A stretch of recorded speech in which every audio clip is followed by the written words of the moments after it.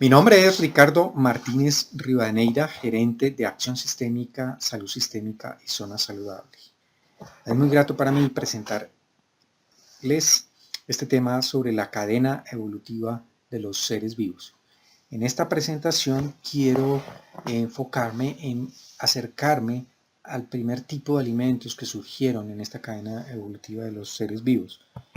Es claro que en el origen del planeta Tierra lo que había era muchísimo más océanos que la misma Tierra.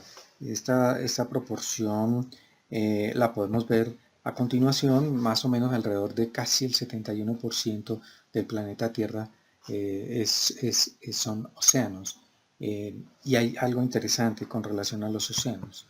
En estos océanos se encuentra el plancton, que son una multitud de organismos que viajan a la deriva. De hecho, plancton se traduce como vagabundos, como errantes, y ellos viajan a la deriva entre las corrientes de los océanos, de los mares, y son la fuente de nuestro alimento, de nuestro combustible y del aire que respiramos.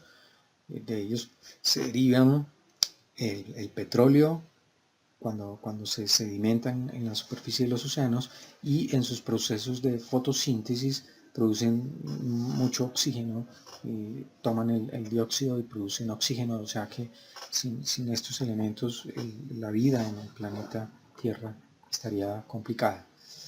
El plancton, por lo tanto, nos alimenta, constituye la base de la cadena alimenticia. Sin plancton no hay peces. Muy bien. Vamos entonces a mirar este árbol filogenético de la vida. ¿Qué es la filogenética? Es la ciencia que se encarga de clasificar los seres vivos dando cuenta de su historia evolutiva, su proceso evolutivo. Dentro de esto, lo primero que existe básicamente son dos tipos de células, las procariotas y las eucariotas. Y la diferencia fundamental entre ellos es que las procariotas no poseen el núcleo y lo que hace que los cromosomas se encuentren dispersos en el citoplasma en algo llamado nucleoide. Mientras que las eucariotas tienen el núcleo, como las células de los seres humanos, y que están presentes también en los animales, en los hongos, en las plantas, en las algas y en los protistas. Mientras que las células procariotas están presentes solamente en las bacterias. ¿Cierto? Otra característica es que las eucariotas son células aeróbicas, es decir, que necesitan el oxígeno para vivir y que respiran a través del mesosoma. Mientras que las células procariotas pueden ser aeróbicas o anaeróbicas, es decir, que no necesitan oxígeno. Hay algo interesante en este proceso de la evolución.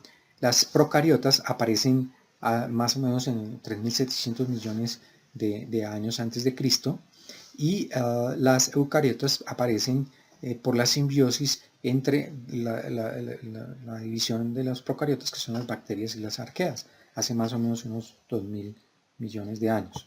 Entonces, como acabamos de ver, los procariotas se dividen en dos: las arqueas, que de acuerdo a la Universidad de Columbia son bacterias que tienen capacidad de vida en condiciones extremas, es decir, viven en aguas calientes, en las aguas termales, viven en aguas ácidas o viven en aguas muy saladas porque no requieren oxígeno.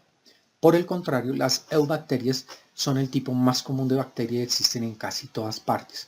La mayoría son útiles, producen vitaminas y alimentos como el yogur, y otras variedades, sin embargo, son perjudiciales para los seres humanos, como los estreptococos, la E. coli o la salmonela, que producen enfermedades. Muy bien, ahora dentro del dominio de las eucariotas, entonces nosotros podemos encontrar los protistas, los hongos, las plantas y los animales. Los protistas son organismos unicelulares y multicelulares, pueden darse de las dos maneras, que dentro de los que podemos encontrar el plancton, que es la base de la cadena alimenticia, y las algas marinas como la espirulina. Su importancia estriba en que es el grupo origen de los tres reinos restantes, como podemos apreciar aquí. Entonces del protista se derivan las plantas, los vegetales, los animales y los hongos. Los hongos son organismos multicelulares que, a diferencia de las plantas, no son capaces de hacer la fotosíntesis, producen alimentos al romper el material de otros organismos vivos o muertos, incluyen los hongos y levaduras. Ahora, dentro del mundo de eucariota, podemos tener algunas características de comparación entre algunos que fabrican su alimento, como los protistas, o sea, las algas y los vegetales, que viven fijos al suelo. Los hongos y vegetales tienen raíces, se desplazan, pueden ser en el mar las algas, y los animales pues, tienen sistema nervioso y sentidos. Las algas y los vegetales producen oxígeno. eh, Todos poseen tejidos menos los protistas, las algas son unicelulares, los protistas y los hongos, mientras que los hongos vegetales y animales son pluricelulares. Consumen otros seres vivos como los hongos y los animales. Muy bien, en este caso entonces podemos hacer una conclusión final en este camino y en este mensaje de hacerlos reflexionar sobre la importancia de volver al origen de nuestra alimentación. Y ese origen se trata de alimentos ancestrales y milenarios, alimentos que están ahí hace muchos años, que son puros y que generan un alimento y una calidad de vida en nosotros muy alta. Como podemos ver, en general los seres humanos pueden alimentarse de los animales, pero estos a su vez se alimentan de vegetales.